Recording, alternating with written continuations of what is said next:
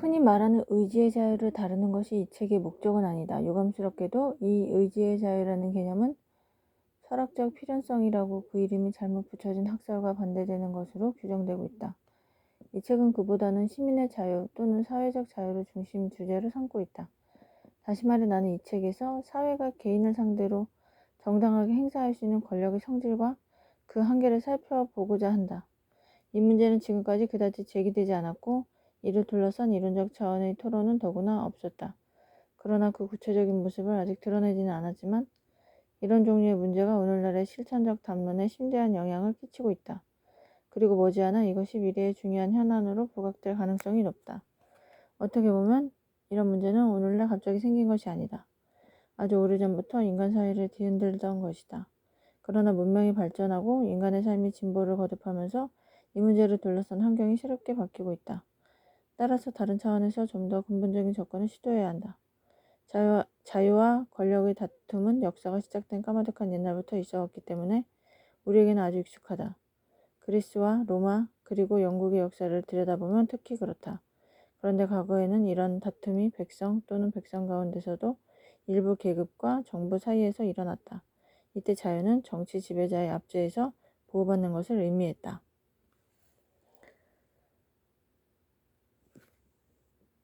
당시에는 지배자와 일반 인민이 적대적인 관계에 있는 것이 불가피한 것처럼 인식되었다.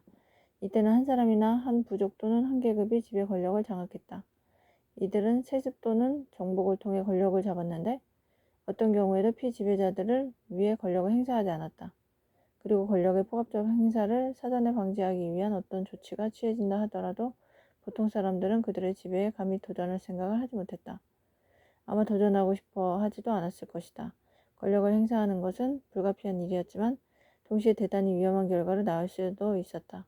그 힘을 외적의 침입을 막는 데 쓸 수도 있지만 그에 못지않게 백성을 억누르는 데 사용할 수도 있었기 때문이다. 한 나라 안에서 약자들이 이런저런 강자들의 침탈 대상이 되는 것을 막기 위해서는 그들 모두를 제압할 수 있을 만큼 힘이 센 최고 강자가 하나 있어야 했다. 그러나 그렇다고 그가 다른 소수한 강자들보다 덜 괴롭히리라는 보장도 없기 때문에 약자들로서는 한시도 그 발톱과 부리에 대한 경계를 늦출 수가 없었다.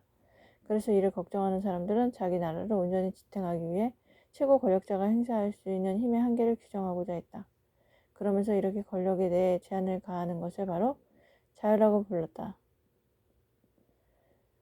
권력을 제한하는 방법에는 두 가지가 있다. 첫째, 정치적 자유 또는 권리라고 하는 어떤 불가침 영역을 설정한 뒤 권력자가 이를 침범하면 그 의무를 위반한 것으로 간주해서 피지배자들의 국제적 저항이나 전면적 반란을 정당한 것으로 인정한다. 둘째, 좀 더 시간이 흐른 뒤에 통용된 것이지만 국가가 중요한 결정을 내릴 때 구성원 또는 그들의 이익을 대표하는 기관의 동의를 얻도록 헌법으로 규정한다. 정도 차이는 있지만 유럽의 최고 권력자들은 대부분 첫 번째 제안을 따르지 않을 수 없게 되었다. 그러나 두 번째는 사정이 그렇지 못했다. 그래서 이를 달성하는 것 또는 그것이 이미 어느 정도 실행되고 있다면 좀 더 완벽하게 제한을 가하는 것이 자유를 찬미하는 사람들의 목표가 되었다. 그러나 적을 하나씩 물리치는 것에 만족하는 사람들, 그리고 권력자가 횡포를 부리지 못하도록 어느 정도 효율적 장치만 만들어 놓으면 된다고 생각하는 사람들은 더 이상 욕심을 부리지 않았다. 그러나 사회가 발전하면서 사람들은 자신의 이익과 지배자의 이익이 대립하는 것은 어쩔 수 없는 자연의 섭리라는 생각을 버리게 되었다. 오히려 나랏일을 담당하는 고위직 관리는 국민의 이익을 위해 봉사하는 일꾼 또는 대리인이며 따라서 마음에 들지 않으면 언제든지 바꿔버릴 수 있는 존재라고 인식하기 시작했다. 그렇게 하는 것이 권력자가 국민의 이익에 어긋나게 함부로 정치를 하지 못하게 하는 최선의 길이라고 생각하게 된 것이다. 점차 각국의 민주정당들이 지배자의 권력을 제한하기보다는 일정 임기의 지배자를 선거를 통해 뽑는 것이 이런 목적을 달성하는 데 더 효율적이라는 사실을 깨닫게 되었다. 피지배자들의 주기적인 선택을 통해 지배 권력을 창출하는 제도가 점차 확산되면서 어떤 사람은 그동안 너무 권력의 제한에만 초점이 맞춰졌다는 점을 지적하기 시작했다. 물론 인민의 이익에 반해서 주고 권력을 휘둘렀던 지배자들에게는 그런 조치가 필요했다. 그러나 이제는 사정이 달라졌다. 지배자와 인민이 하나가 되어야 한다. 지배자의 이익이 국민의 이익이 되고 지배자의 의지가 국민 전체의 의지가 되어야 하는 시대인 것이다. 따라서 국민이 자신의 의지를 견제할 필요가 없어졌다. 국민이 스스로에게 횡포를 부릴지 모른다는 걱정을 할 필요도 없어졌다. 지배자는 국민에 대해 철저하게 책임을 져야 하고 그렇지 못할 때는 국민에 의해 즉시 권좌에서 쫓겨나게 된다. 따라서 국민이 권력의 사용처와 사용방법을 엄격히 규정한다면 그 권력을 지배자에게 안심하고 맡길 수 있을 것이다. 국민을 대신해서 행사하기 편리하도록 지배자 손에 집중되어 있을 뿐 그것은 사실상 국민의 권력인 것이다. 유럽 자유주의의 마지막 세대에 속하는 사람들은 대개 이런 생각 또는 감정이라고 부르는 것이 더 나을 수도 있겠다. 이런 생각을 하고 있었다. 그리고 대륙의 자유주의자들은 아직도 이러한 경향을 두드러지게 간직하고 있다. 그래서 대륙의 정치 사상가들 가운데 그들이 볼 때 아예 존재하지도 말아야 할 정부라면 모를까? 정부가 하는 일에 어떤 형태로든 제약을 가해야 한다고 생각하는 사람은 그야말로 극소수에 불과하다. 물론 정부에 대해 제약을 가하도록 만드는 상황이 지속되었더라면 우리나라에서도 그런 생각을 가진 사람이 많이 남아 있었을 것이다. 사람의 경우가 그렇듯이 정치나 철학 이론도 변변찮을 때는 눈에 띄지 않다가 성공을 거두면서 그 결점이나 허점들이 발견되고 난다. 민주정부를 세우는 것이 꿈속에서나 가능하거나 까마득한 옛날에나 존재했던 것으로 여겨질 때는 인민이 자기 자신에게 행사하는 권력을 제한할 필요가 없다는 생각이 자명했을 것이다. 그런 생각은 프랑스 혁명과 같은 일시적인 소용돌이 앞에서도 그다지 흔들리지 않았다. 그러나 시간이 흐르면서 지구상의 큰 땅덩어리를 차지하는 한 나라에서 민주공화정이 세워졌고 그 나라는 국제사회의 열강 가운데 하나로 떠올랐다. 그리고 선거를 통해 수립되고 인민에 대해 책임을 져야 할 정부가 하는 모든 일이 사람들의 관찰과 비판의 대상이 되었다. 이에 자치나 인민의 자기 자신에 대한 권력 행사라는 등의 말은 문제의 본질을 정확하게 표현하지 못하는 것으로 여겨졌다. 권력을 행사하는 인민은 그 권력이 행사되는 대상과 늘 같은 것은 아니다. 자치라고 말하지만 실제로는 각자가 스스로를 지배하기보다 각자가 자기 위에 나머지 사람들의 지배를 받는 정치 체제가 되고 있다. 게다가 인민의 의지라는 것도 엄밀히 말하면 가장 많은 수를 차지하는 사람들 또한 또는 인민들 가운데 가장 활동적인 일부 사람들. 다시 말해 다수파 또는 자신을 다수파로 받아들이도록 만드는 사람들의 의지를 뜻한다. 따라서 인민이 자신들 가운데 일부러 억누르고 싶은 욕망을 가질 수도 있으므로 다른 권력 남용 못지않게 이에 대한 주의도 게을리 해서는 안 된다. 집권자가 인민, 더 정확하게 말하면 인민 가운데 가장 강력한 집단에 대해 정기적으로 책임을 지게 되더라도 정부가 개인들에게 행사하는 권력에 일정한 제한을 가하는 것은 여전히 중요하다. 이런 생각을 높은 지성을 자랑하는 사상가들 그리고 실질적 또는 전제적으로 민주주의와 대립할 수밖에 없는 유럽 사회의 주요 계급에 똑같이 파고들어 그 위상을 굳혔다. 이제 정치 영역에서 다수의 행포는 온 사회가 경계하지 않으면 안 될 큰 해악 가운데 하나로 분명히 인식되고 있다. 다른 권력의 행포와 마찬가지로 다수의 행포도 주로 공권력 행사를 통해 그 해악이 처음 목격되었으며 지금도 다르지 않다. 그러나 주의 깊게 관찰해보면 사회 자체가 행포를 부린다고 할 때, 다시 말해 사회가 개별 구성원들에게 집단적으로 행포를 부린다고 할 때 그것은 정치적 권력기구의 손을 빌려 할 수 있는 행위에만 한정되는 것은 아니다. 사회는 스스로의 뜻을 관철시킬 수 있고 실제로도 그렇게 한다. 이처럼 사회가 그릇된 목표를 위해 또는 관여해서는 안 될 일을 위해 권력을 휘두를 때 그 행포는 다른 어떤 형태의 정치적 탄압보다 훨씬 더 가공할 만한 것이 된다. 정치적 탄압을 가하는 사람들과는 달리 웬만해서는 극형을 내리지 않는 대신 개인의 사사로운 삶 구석구석에 침투해 마침내 그 영혼까지 통제하면서 도저히 빠져나갈 틈을 주지 않기 때문이다. 그러므로 정치 권력자들의 행포를 방지하는 것만으로는 충분하지 않다. 그뿐만 아니라 사회에서 널리 통용되는 의견이나 감정이 부리는 행포, 그리고 통솔과 다른 생각과 습관을 가진 사람들에게 사회가 법률적 제재 이외의 방법으로 윽박지르며 그 통솔의 행동 지침으로 받아들이도록 강요하는 경향에 대해서도 대비해야 한다. 사회는 이런 방법을 통해 다수의 삶의 방식과 일치하지 않는 그 어떤 개별성도 발전하지 못하도록 방해한다. 그리고 할 수만 있다면 아예 그 싹조차 트지 못하도록 막으면서 급기야는 모든 사람의 성격이나 개성을 사회의 표준에 맞도록 획일화시키려고 한다. 그러나 분명히 강조하지만 집단의 생각이나 의사가 일정한 한계를 넘어 개인의 독립성에 함부로 관여하거나 간섭해서는 안 된다.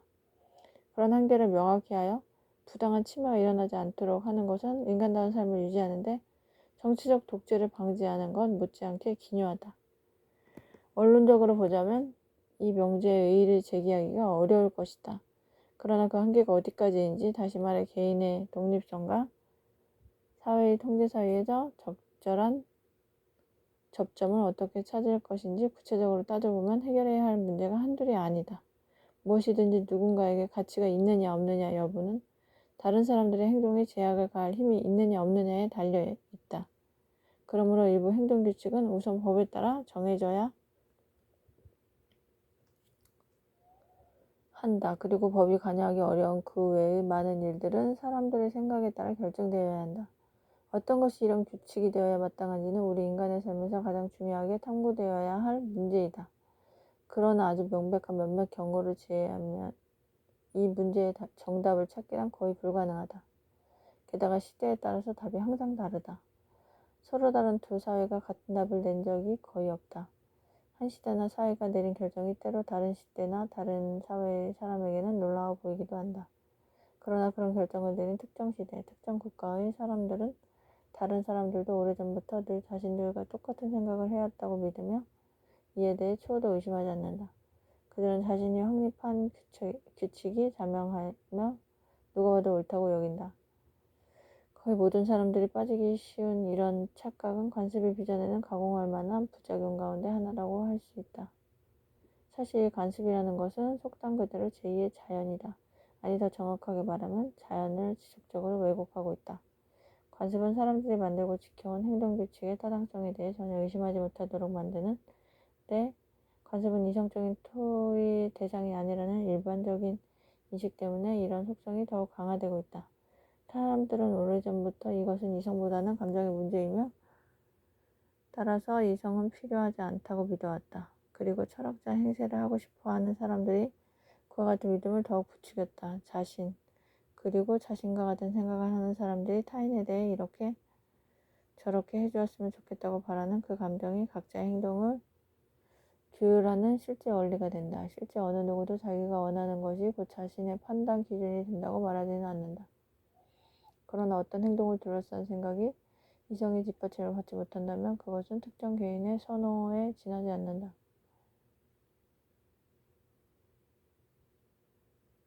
그리고 이성의 뒷받침이 있다 하더라도 그 이성이란 것이 다른 사람들의 비슷한 선호에 대한 호소에 불과하다면 그것은 여전히 한 사람 대신 여러 사람의 마음에 맞춰서 행동하는 것과 다를 바 없다.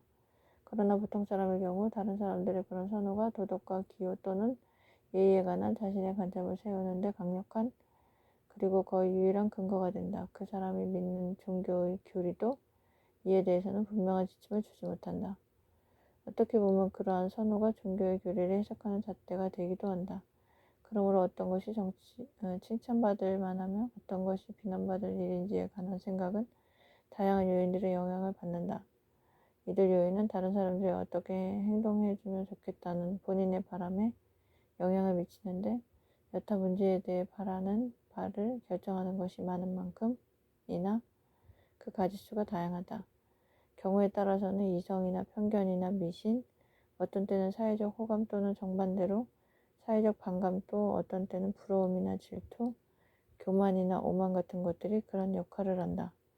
그러나 대부분은 욕망이나 자기 염려, 정당한 또는 정당하지 않은 자기 이익 염려가 결정 인자가 된다. 어떤 한 계급이 떠오르는 곳에서는 어디든 그 계급의 이익과 계급적 우월의식이 그 사회의 도덕률을 크게 좌우한다. 스파르타 사람과 그들의 노예, 농장주와 흑인 노예, 왕자와 신하, 귀족과 소장농, 남자와 여자 사이의 도덕률은 대부분 이런 신흥 계급의 이익과 감정에 의해 결정된다. 그렇게 촉발된 느낌과 생각은 떠오르는 계급의 도덕 감정과 그들 사이의 관계에 영향을 준다. 반면에 기세좋던 계급이 몰락하거나 그 계급이 상승세를 타는 것을 사람들이 싫어하게 되면 지금까지 지배적 위치에 있던 도덕 감정에 이의를 제기하는 경우가 잦아진다. 사람들에게는 세속의 권력자 또는 신이 좋아하거나 싫어할 것이라고 생각되는 바를 맹목적으로 추정 또는 기피하는 노예 근성 같은 것이 있다. 이것이 곧 지시와 금지의 형태로 인간의 행동 규칙을 결정적으로 규정하는 또 다른 원리가 된다. 이 노예 근성은 이기심을 근본으로 하고 있으나 위선적이라고 할 수는 없다. 그것은 마술사나 이단자를 화양시키는 것과 같은 극단적인 증오심을 낳는다. 한 사회의 도덕 감정이 형성되는 하찮은 여러 요소들이 영향을 미친다. 특히 그 사회 전체의 명백한 이해관계가 당연히 중요한 역할을 한다. 그러나 면밀히 따져보면 그런 이해관계 속에서 생겨나는 공감과 반감이 더 큰 영향을 미친다고 할 수 있다. 사회 이해관계와 그다지 또는 전혀 상관이 없는 공감과 반감 역시 그에 못지않게 중요한 작용을 한다. 따라서 사회 또는 사회를 움직이는 중요한 세력이 좋아하는 것과 싫어하는 것이 규칙의 실질적 원천이 된다. 사람들은 법을 지키지 않을 때 따르는 처벌이 두려워 또는 여론의 힘에 밀려 그 규칙을 준수한다. 일반적으로 볼 때 한 사회의 생각과 감정을 선도해온 사람들은 세밀한 부분에 불만이 있더라도 이 큰 틀을 내버려 두었다. 그들은 사회가 좋아하고 싫어하는 것을 그대로 따라야 하는지 따지기보다는 사회가 무엇을 좋아하고 싫어해야 하는지 캐묻는 데 주력했다. 그들은 이단으로 낙이 찍힌 사람들의 자유를 보호하는 것과 같은 보편적 대의에는 별 관심이 없었다. 그보다는 특정 영역에서 자신들이 보여주는 이단적 성향에 대해 껄끄럽게 생각하는 사람들의 감정을 바꾸는데 더 골몰했다. 그러나 어디나 있기 마련인 몇몇을 제외하고 대부분의 사람들이 종교적 신념만을 한마음으로 꾸준히 지켜왔다. 이 문제는 여러 면에서 시사하는 바가 많다. 이른바 도덕감정이란 것이 얼마나 엄청난 잘못을 저지를 수 있는지 보여주는데 더없이 중요한 사례가 되기 때문이다. 이를테면 신실하고 완고한 믿음을 가진 이들에게는 신학적 증오가 가장 확실한 도덕감정의 하나가 된다. 자칭 보편교회의 족쇄를 앞장서 풀어버린 사람들도 처음에는 종교적 차이를 인정하지 않았다. 그 점에서는 그들도 교회 못지 않았다. 그러나 어느 한쪽도 완성을 거두지 못한 채 각 교회 또는 종파가 원래 지분을 유지하는 것으로 만족해야 하는 상황에서 심각한 갈등과 대립이 막을 내리자 다수파가 될 가능성이 없음을 알아차린 소수파들은 상대방에게 종교적 관용을 호소할 필요를 느끼게 되었다. 바로 이 싸움을 통해서 거의 결정적으로 사회가 개인의 권리를 침해해서는 안 된다는 원리의 중요한 토대가 확보된 것이다. 이제 사회가 생각을 달리하는 개인에 대해 함부로 간섭하는 것이 어려워졌다. 종교의 자유를 신장시키는 데 크게 기여한 위대한 저술가들은 특히 양심의 자유가 결코 침해되어서는 안 될 권리라는 점을 분명히 밝혔다. 그리고 각 개인이 자신의 종교적 믿음에 대해 절대적 자유를 누려야만 한다는 사실을 강조했다. 그러나 인간은 자신이 소중히 여기는 것과 대립되는 것에 대해서는 쉽사리 관용을 베풀지 못하는 천성을 타고났다. 따라서 신학적 논쟁으로 인해 자신의 평온한 삶이 침해받는 것을 원치 않는 사람들이 많아 종교적 무관심이 팽배한 일부 지역을 제외하고는 실제로 종교의 자유를 누리는 사람들은 그리 많지 않았다. 관용의 폭이 가장 넓은 나라에서조차 종교를 믿는 거의 대부분의 사람들이 일정한 암묵적 예외를 상정한 가운데 관용의 의무를 받아들였다. 이를테면 교회의 행정에 대해 생각이 다른 사람을 받아들일 수는 있지만 교리 자체에 대해서는 완고한 입장을 취했다. 어떤 사람은 누구든지 용서하지만 교황 절대주의자나 유니테리언에 대해서는 예외적인 입장을 취한다. 또 어떤 사람은 계시 종교를 믿는 사람만 포용한다. 자선을 베풀다가도 신이나 천국의 존재를 믿지 않는 사람에게는 등을 돌려버리는 신자들도 있다. 장소를 불문하고 종교적 믿음이 진지하고 강렬한 곳일수록 관용의 폭이 좁다.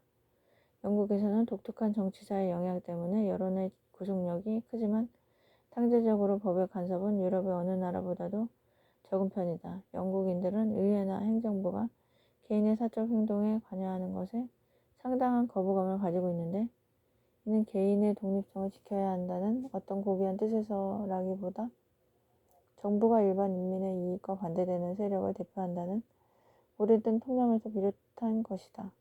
대다수 인민들이 아직은 정부가 자신들의 이익을 대변하기 때문에 정부의 힘이 곧 자신의 힘이 되고 정부의 생각이 곧 자신의 생각과 같은 것이라고 믿는 단계에는 이르지 못했다. 사람들이 자신과 정부를 동일시하게 되면 이미 여론이 그러고 있듯이 정부가 개인의 자유를 침해할 위험도 커지게 된다.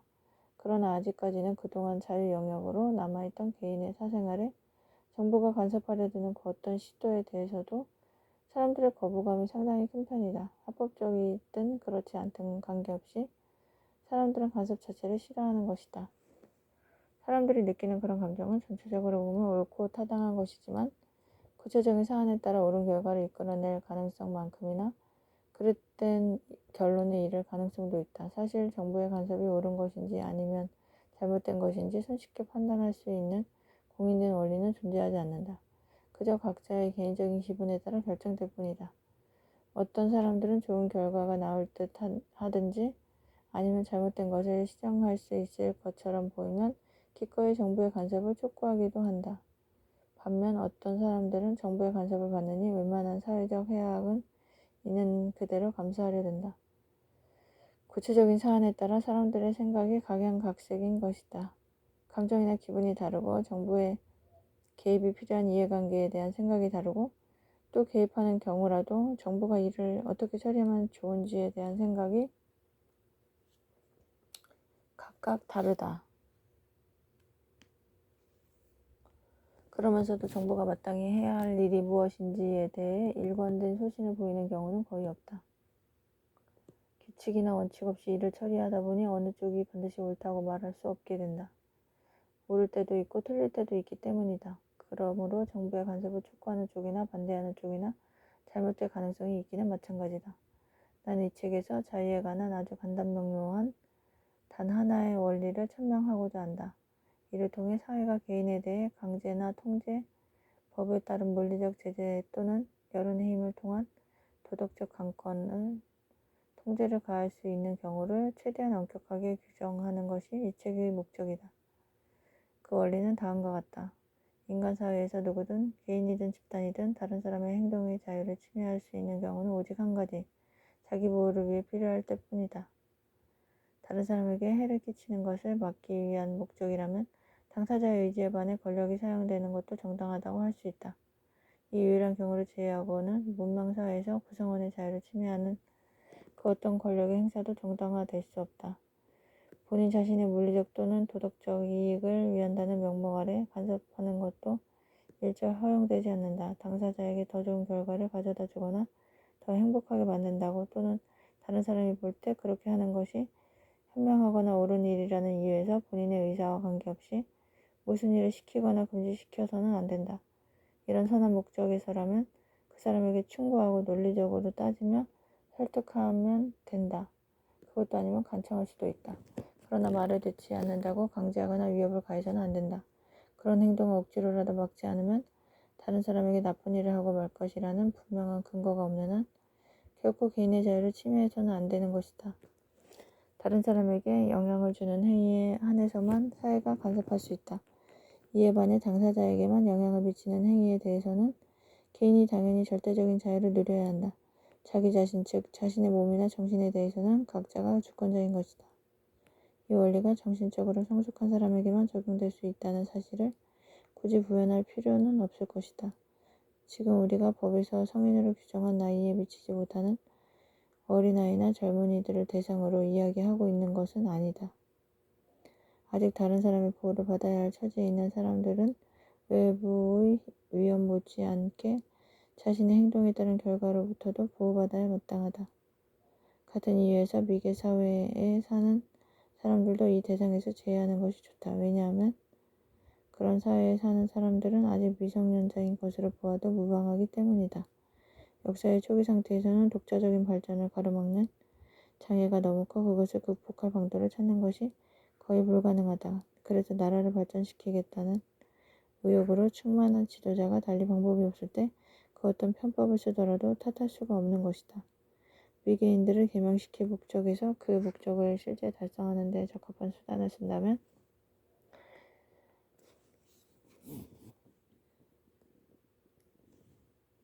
이런 사회에서는 독재가 정당한 통치 기술이 될 수도 있다. 우리가 여기서 검토하고 있는 자유의 원리는 인류가 자유롭고 평등한 토론을 통해 진보를 이룩할 수 있는 시대에나 성립되지 그런 때 이르지 못한 상태에서는 생각할 수 없는 것이다. 때가 되기까지는 악바르나 샤르마뉴 같은 지도자에게 운이 좋아서 그런 사람이 있기만 한다면 지도자에게 암묵적으로 복종하는 것 외에 다른 방도가 없다. 그러나 사람들이 일단 확신이나 설득에 의해 자기 자신의 발전을 도모할 수 있는 능력을 갖추게 되면 직접적인 형태는 물론 말을 듣지 않을 때 고통을 주거나 처벌을 하는 방법 등 어떤 강제도 그들에게 이익을 주는 수단이 될 수 없다. 오직 다른 사람의 안전을 지킬 필요가 있을 때만 강제가 허용되는 것이다. 효용과 무관한 추상적인 권리에 관한 생각이 이러한 나의 주장에 어떤 도움을 줄 수도 있겠지만 나는 아무 말도 하지 않았다. 나는 효용이 모든 윤리적 문제의 궁극적 기준이 된다고 생각한다.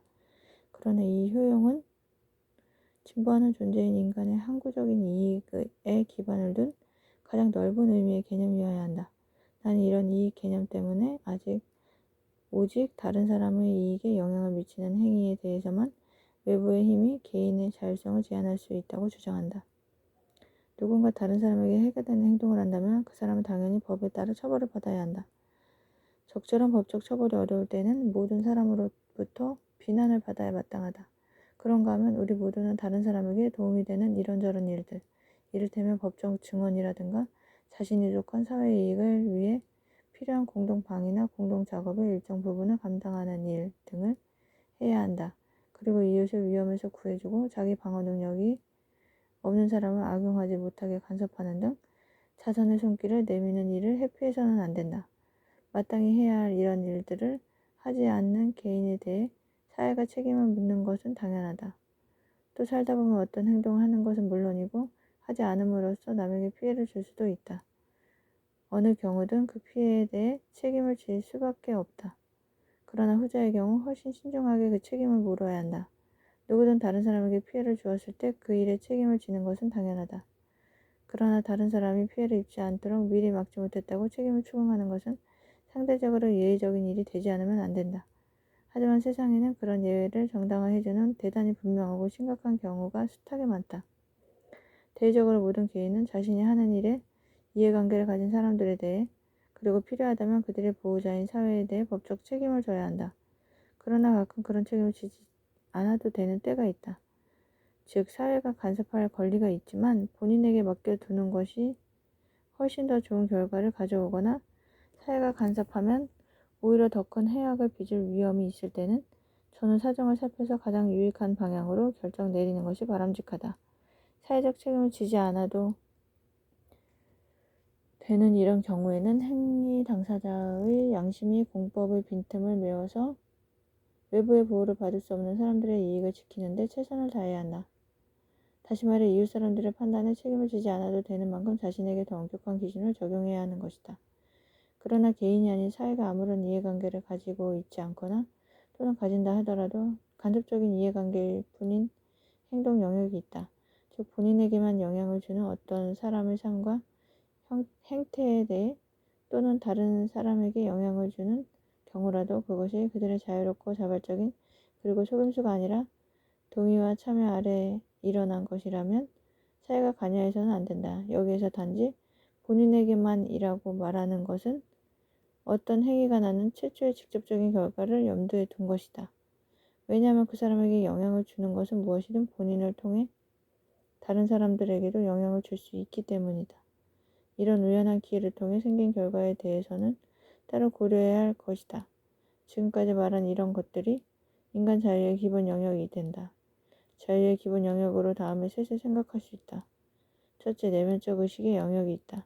이것은 우리가 실제적이거나 사변적인 것, 과학, 도덕, 신학 등 모든 주제에 대해 가장 넓은 의미에서의 양심의 자유, 생각과 감정의 자유, 그리고 절대적인 의견과 주장의 자유를 누려야 한다는 말이다. 의견을 표현하고 출판하는 일은 타인과 관련이 있기 때문에 다른 원칙에 의해 규제를 받아야 할지도 모른다.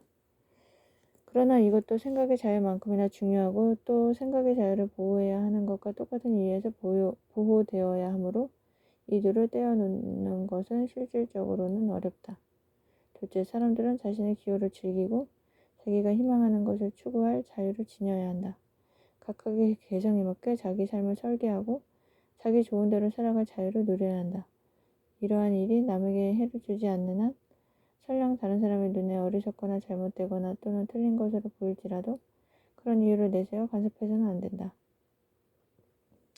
셋째, 이러한 개인의 자유에서 이와 똑같은 원리의 적용을 받는 결사의 자유가 노출된다. 다시 말해 타인에게 해가 되지 않는 한, 그리고 강제나 속임수에 억지로 끌려온 경우가 아니라면 모든 성인이 어떤 목적의 모임이든 자유롭게 결성할 수 있어야 하는 것이다. 어떤 정부 형태를 가지고 있든 이 세 가지 자유가 원칙적으로 존중되지 않는 사회라면 결코 자유로운 사회라고 할 수 없다.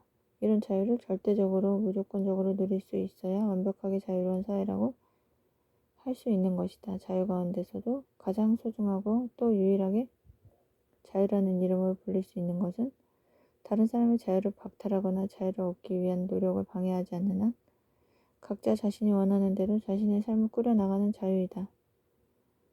우리의 육체나 정신, 영혼의 건강을 보위하는 최고의 적임자는 누구인가? 그것은 바로 각 개인 자신이다. 우리는 자신에게 도움이 된다고 생각하는 방향으로 자기 식대로 인생을 살아가다 일이 잘못돼 고통을 당할 수도 있다. 그러나 설령 그런 결과를 맞이하더라도 자신이 선택한 길을 가게 되면 다른 사람이 좋다고 생각하는 길로 억지로 끌려가는 것보다 궁극적으로는 더 많은 것을 얻게 된다. 인간은 바로 그런 존재이다. 이런 주장이 결코 새로운 것은 아니며 어떤 사람에게는 지극히 당연한 것으로 보일지도 모른다. 그러나 현 사회의 일반적인 의견이나 관행의 문제점을 이보다 더 정확하게 지적해줄 원리는 없을 것이다. 지금 우리는 사회가 설정한 성공의 기준에 맞춰 살도록 강하게 종용받고 있다. 그것은 우리와 무관하지만 그에 대한 사회적 압력이 여간 심한 것이 아니다. 고대 국가들은 철학자들의 성언에 힘입어서 공권력의 힘으로 시민들의 사적인 삶을 구석구석 통제하는 것이 당연하다고 생각했다. 국가가 모든 시민들의 육체적, 정신적 삶 전반에 걸쳐 깊은 관심을 가지고 있었기 때문이다. 강력한 요직에 둘러싸인 약소국가의 경우 이런 현상은 특히 두드러졌다. 외국의 공격과 내부의 동요 앞에서 속절없이 무너질 위험에 처해 있고 잠시라도 통제를 느슨히 하거나 자유를 주면 곧 치명적 결과가 생기는 상황이었기 때문에 장기적으로 자유가 불러일으키게 될 긍정적 효과를 기다릴 여유가 없었던 것이다. 오늘날에는 정치 공동체의 규모가 커진 데다 무엇보다도 세속적 권위와 종교적 권위가 분리된 까닭에 개인의 사적인 영역에 법이 지나치게 관여할 수 없다. 그러나 사회의 주도적인 흐름에서 벗어나려는 시도에 대한 도덕적 억압의 기제는 훨씬 강력해졌다. 특히 사회적인 문제보다 오히려 개인 각자의 고유한 문제에 대한 억압이 더 심해졌다. 도덕 감정을 형성하는 데 가장 중요한 요소가 바로 종교이다. 그러나 종교는 지금까지 거의 언제나 인간의 행동 하나하나를 통제하려 하는 야심만만한 고위 성직자 또는 청교도 정신의 지배 아래 놓여 있었다. 그런데 종교의 이러한 과거 행태에 대해 강력하게 반발했던 근대 개혁가들 가운데 일부는 오히려 교회나 그 어떤 종파보다도 더 영혼의 자유에 대한 억압의 불가피성을 주장하고 있다. 특히 콩트는 자신의 책 실증적 정치체제에서 비록 법적 절차가 아니라 도덕의 힘에 의한 것이기는 하지만 조교적인 고대 철학자보다도 더 개인에 대한 사회의 독재를 변호하고 있다. 이런 예외적 성향의 개별 사상가들은 그렇다 치더라도 오늘날 세계 곳곳에서는 여론 심지어 법의 힘을 통해 개인에 대한 사회 통제를 과도하게 확대하려는 경향이 늘어나고 있다. 사회의 힘을 강화시키는 반면 개인의 힘을 축소시켜 나가는 이런 부정적인 변화는 절로 사라질 일이 아니다. 오히려 앞으로 점점 더 가공할 위력을 발휘하게 될 것이다.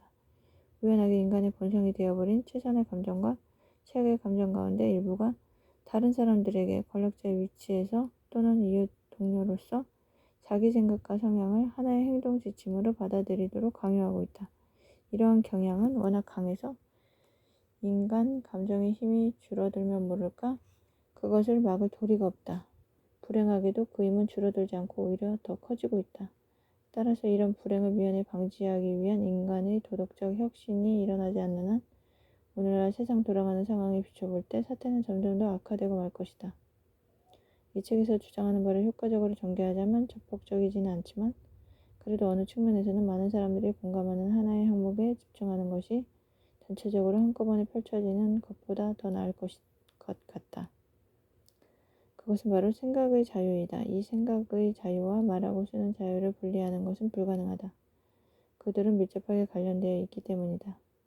종교적 관용과 자유로운 제도의 존재를 공언하는 모든 나라에서 이러한 자유가 상당한 정도까지 보장되고 있지만 통념과 달리 보통 사람들은 그 자유의 철학적, 실천적 원리에 그다지 익숙하지 않다. 그들이 그 문제를 정통하게 이해하기를 기대하는 것은 더구나 무리이다. 심지어 지도층 인사들조차 잘 모른다. 엄밀하게 말하면 이러한 원리는 특정 자유를 넘어 훨씬 더 넓게 적용될 수 있다. 따라서 이것과 관련된 문제들을 잘 검토하고 나면 이 책의 나머지 부분도 좀 더 쉽게 이해할 수 있을 것이다.